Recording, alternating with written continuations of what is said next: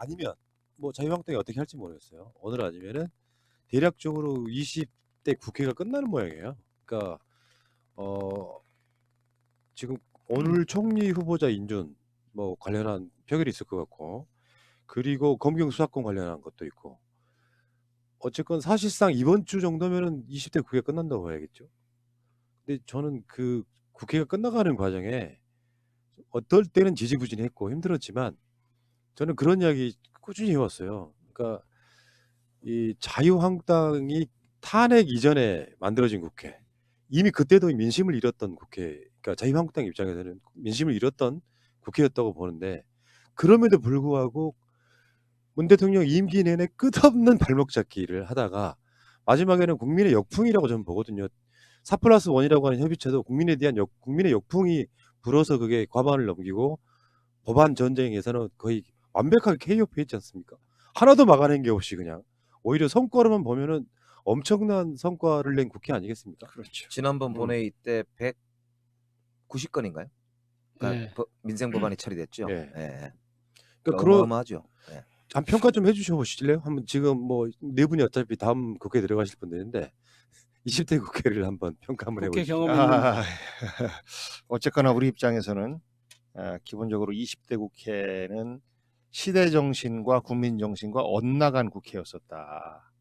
물론 거기에서 성과라 하면 박근혜 전 대통령을 탄핵한 이런 국회로서의 기록과, 그리고 공수처가 통과된, 그리고 오늘 통과 예정인 검경 수사권 조정을 이뤄낸 이런 국회로서의 기록도 있지만, 결국 4년 내내 보면 정치가 민심과 유리되었던, 그러하기 때문에 국민들로부터는 단 한 번의 박수조차도 받지 못했던, 그리고 탄핵과 이번 공수처나 그 검경수사법 수사권 조정 같은 이런 그 개혁 법안은 결국은 민심에 밀려서 어찌할 수 없이, 그러니까 여당이 불과 지금 129석인데도 불구하고 4+1이라는 그런 그 단체를 구성할 수 있었던 것 또한 국민의 바람과 민심을 바탕으로 했기 때문에 가능했던 것이고, 그것을 바탕으로 했기 때문에 사실 거기에 엇나가는 자유한국당은 계속해서 그 패할 수밖에 없었던. 그래서 20대 국회는 역사상 최악으로 국민의 정서와 국회 정서가 떨어져 있었던 국회였었다. 그러하기 때문에 최악의 국회였었다라는 평가를 면하기는 어려우나, 그 과정에서 결국 이 국회를 추동해낸 역할은 국민이었고, 21대 국회가 이런 국민의 그 의사를 잘, 그런 그 의회 구성원으로 잘 구성을 해서 이제는 국회가 민심과 동떨어지지 않는 국회를 만드는 것, 이것이 21대 국회를 구성해야 되는 기본 그런 우리 목적과 목적이 돼야 되는 거 아닌가 싶어요. 네, 그 미용실에 제가 어제 갔는데 한참을 그 염색하는 나이 드신 분과 미용사 분이 국회에 대한 지탄의 얘기를 한참 하시더라고요. 옷 입고 갔어요. 예. 그러니까 이제 문재인 들으라 오기야 그 대통령을 말이었구만. 비난하는 내용은 없어요. 근데 이제 여야가 싸우고 특히 둘 다 똑같아. 둘 다 똑같다는 얘기를 계속 반복적으로 하시더라고. 그래서 제가 아니 그 지금까지 역대 국회에서 한 번도 국회가 뭐 잘 타협을 하고 뭐 아주 선진적인 국회를 운영한 적이 있었나요? 있었습니까? 그런 적은 없었다고 또 알고 계세요. 근데 이제 많은 비난을 하는데 양비론이거든. 여도 그렇고 야도 똑같은 놈들이다. 정치하는 놈들은 다 쓰레기다. 양비론? 양비론을 얘기하셔요. 그 미용사에서는. 정치하는 놈들은 다 똑같아 이거야. 그 얘기는 내가 들어보니까 나를 비난하는 거구나. 근데 대놓고 하지 않으니 뭐 하니까 똑같은 놈들이라고 하는 거예요. 근데 지금 뭐 이 시기에 제일 좀 안타까운 게 그 양비론이에요. 저는 그래서 미리 고백합니다. 네. 저 정치 하도 많이 싸워서 죄송합니다. 출마한다는 것 자체도 좀 민망합니다. 이렇게 고백하면서 21대 국회에 가서는 몸싸움하는 정치인은 배지 떨어지게 해야 됩니다. 그런데 그게 잘 안 되고 있습니다. 법이 좀 약해서 그런 것 같아요. 검찰이 고발이 됐음에도 불구하고 수사도 안 합니다. 그리고 일하지 않는 국회의원들 월급 깎아야 됩니다. 이것이 우리가 이제 지난번에 국민 소환제를 이야기하면서 국회의원들의 역할 강화하고 특권을 내려놓고 이런 이야기들 아니겠습니까? 그래서 21대 국회에 가면 그런 정치개혁 과제를 저희들이 앞장서서 하겠습니다. 이제 이렇게 말씀을 드리거든요. 그럼 굉장히 그 욕을 하셨던 분들도 그려 하면서 이제 맞장구를 쳐주시더라고요. 좋은 대책이에요. 그래서 이제 나는 우리 넷이 좀 합의를 했으면 하는 게 복귀 국회의원의 특권이 이제 무슨 검은 승용차에 어디 엘리베이터 전용에 무슨 뭐 공항 대기실에 사실 그거 없어도 우리 얼마든지 살 수 아무 있잖아요. 상관없지. 그래서 이 특권을 완전히 그냥 버려버리자고. 근데 거기서 KTX 표는 있어야 되는데. 제가 그건 야, 각자 예약해서 하면 되나? 제가 그러니까. 그래서 그걸 정리를 해서 몇 가지만 금방 얘기해 볼게요. 음. 제목은 제가 준비하는 거예요. 지금 그 예비 홍보물 준비하면서 한 페이지인데 큰 제목은 뭐냐면은 국민이 통제하는 정치. 첫 번째, 국민투표법을 제정하겠습니다. 주요 정책에 대해서 국민이 투표할 수 있도록 법안을 손질하겠다. 두 번째, 국회의원 소환제를 입법하겠다. 세 번째, 일하지 않는 국회의원들에 대해서 정당 보조금을 왕창 깎겠다. 그리고 마지막으로 이제 이거는 조금 논란이 있을 수 있는데 국회의원 3선 연임까지만 야, 한 멋있다. 번 더 쉬고 하더라도 어. 단체장하고 똑같이 3년임제 오. 3번만 연속으로 하고 다만 지역구를 바꾸면 다르게 할 수 있도록 하고 야. 3년임 하고 쉬었다 하자. 요렇게 제가 제안을 해볼까 하는데 어떻게 생각하세요? 우와. 안 되겠네요, 근데. 저는 3년이면 이제 그 생각을 안 했고 그 앞에 것은 저도 1호 공약으로 현재 준비를 하고 있어요. 지금부터 가면 그거부터 하겠습니다라고 말씀하시면 욕하려고 하다가도 박수치고 국민소환제요? 네, 뭐 국민소환제부터 국회의원에 그 대한 이제 국- 정치적 국민소환- 관련된 법인 거죠. 국민소환제 관련 법은 박주민 의원이 대표 발의했는데 동료 의원들이 거의 뭐 그것 때문에 박주민 의원을 뭐 쌍심시키고 그랬단 말이죠. 우리 넷이 다 네. 들어가면 우리 넷이서 반대하는 사람 왕따 시키면 되잖아. 아니 1호는 이게 어때요? 하여튼 아까 말씀하셨잖아요. 국민투표법.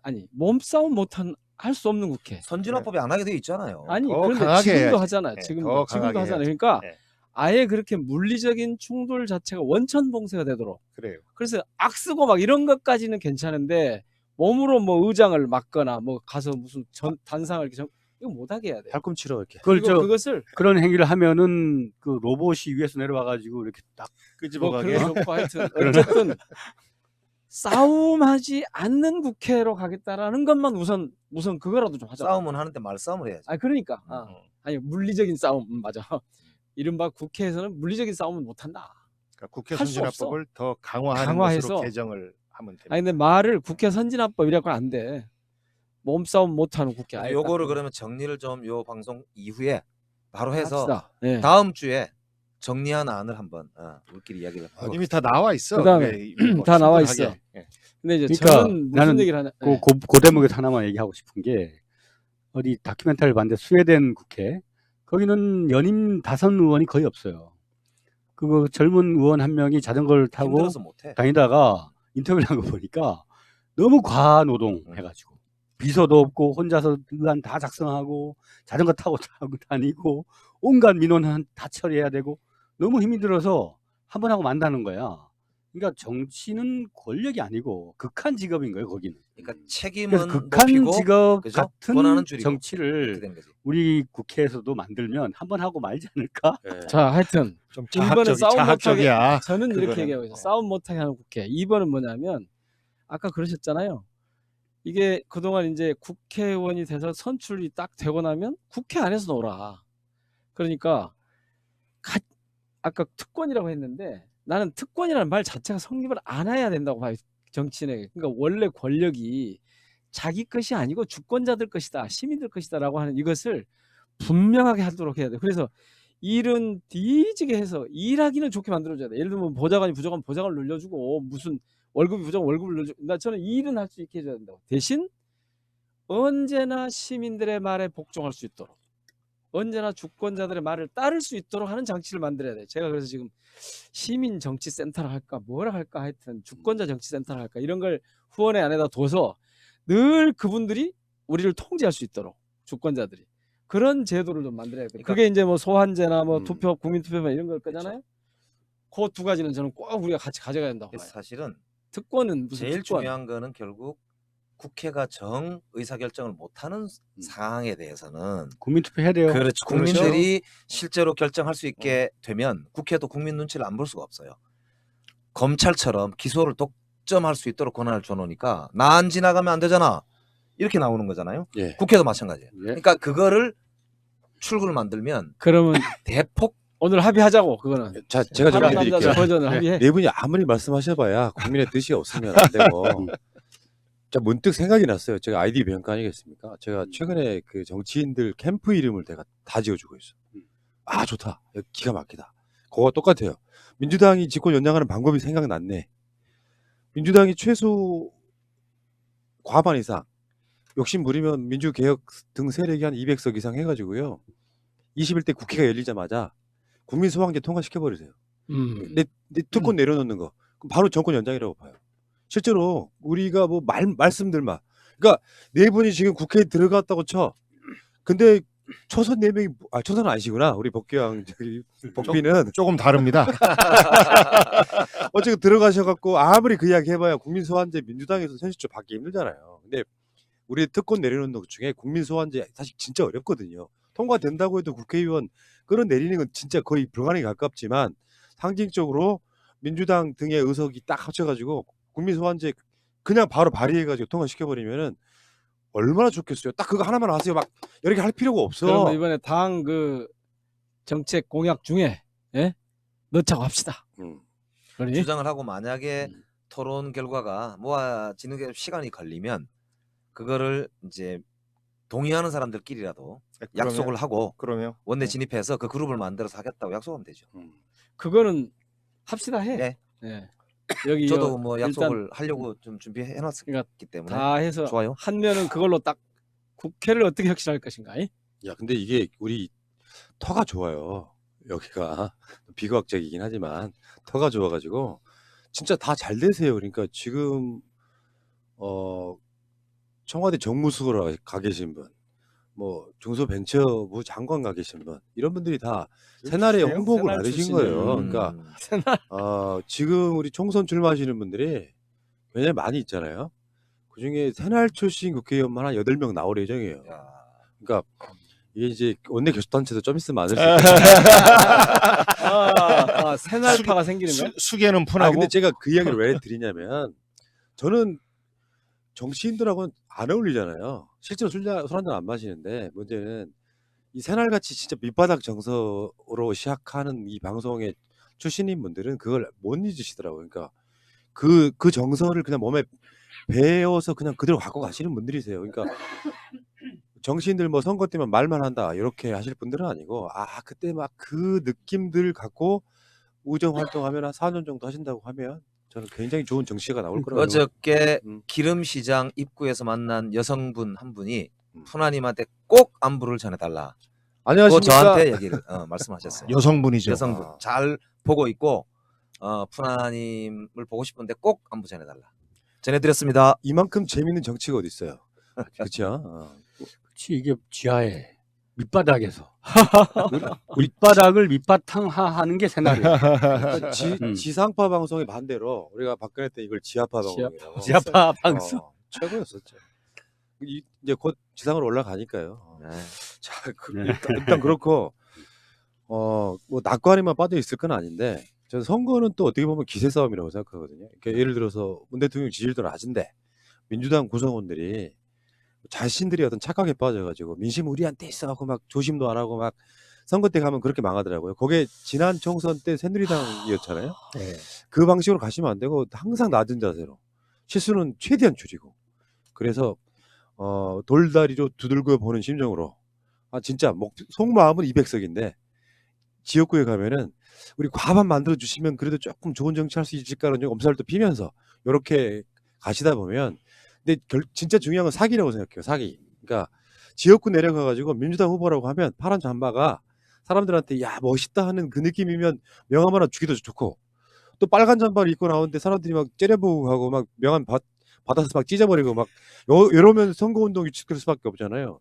어쨌건 지금 기세는 타고 있는 거 아닙니까?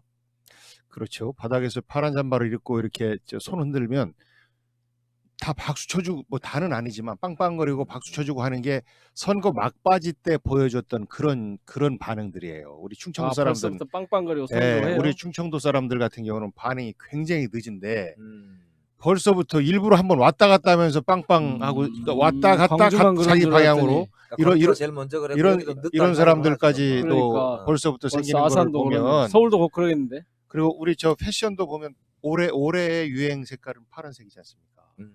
이미 이제 그렇더라고. 이제 대중적으로 그 쭉 올해 지하철역 색깔. 입구에서 하고 있는데 차로 가다가 차를 세워놓고 와가지고 격려하고 가시는 분도 있고. 아, 얼마 전에 저도 커피를 전철역 이렇게 인사하는데 음. 괜찮아요. 커피를 음. 차를 싸가지고 와서 이렇게 주고 가시더라니까. 그래서 내가 형은 동네에서 좀 벗어나 이제. 벗어나. 와. 네. 우리 지금 새날 로고도 사실 민주당에서 따온 색깔이에요. 음. 민주당 이제 우리 가끔씩 이제 비고정 나오시는 선혜원 의원님이 만든 그 디자인에 네. 그걸 살짝 벤치마킹했던 바로 저 그겁니다. 셋자 위에 있는 저게 올해의 색이에요. 세계적으로. 그러니까 미술 우리 문재인 만드는 정부 이후에 또 노래에서. 다른 민주당 정부를 그요 책임 있게 꾸릴 우리가 무거운 그럼요. 네, 그럼요. 그런 게 알겠습니다. 있는 거죠. 예. 자, 그 이야기는 여기까지 하십시다. 내가 너무 국뽕을